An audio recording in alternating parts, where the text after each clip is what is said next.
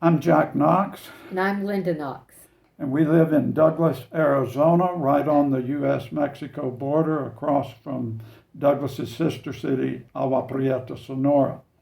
We moved here 8 years ago after we retired.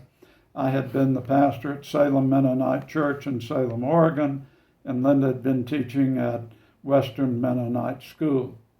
Here in Arizona, we're members of Shalom Mennonite Fellowship in Tucson, which is a little over 100 miles away.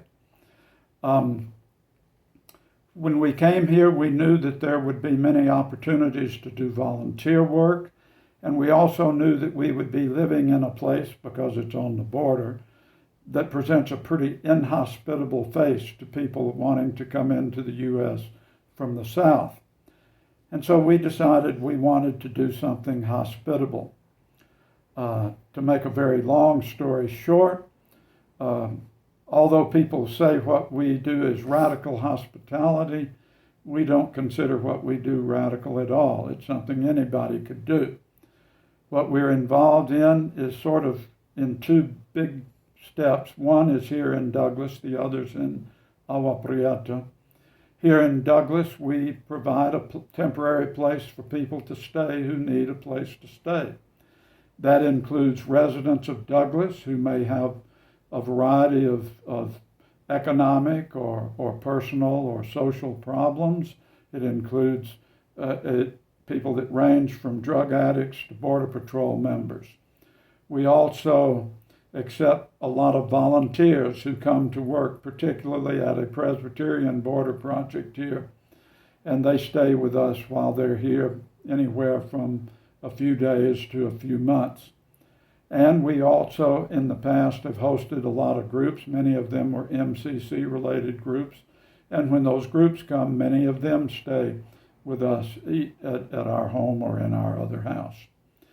In Agua Prieta, hospitality that we provide takes a little different form. We don't provide places for people to stay, but we work together with other agencies, with the shelter in Agua Prieta, for example, to help make the journey of people coming north a little easier. And now that journey has stopped because COVID-19 has shut the border down. However, there are still migrant families at the shelter. They're waiting for, we don't know how long now, because no migrants are being accepted for asylum, and even Mexican nationals with visas can no longer cross. And lines for U.S. citizens have been slowed down, questioning the need for essential travel.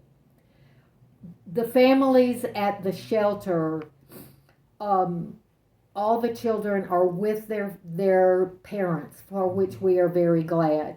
And we celebrated last week the birth of a child at the shelter. So you ask what you can do. How can you still respond to what we are doing here? Well, the first is to stay informed, pray as always, and finally get to know migrants in your home community. Hear their stories and become their friends. Thank you. Yeah, thank you.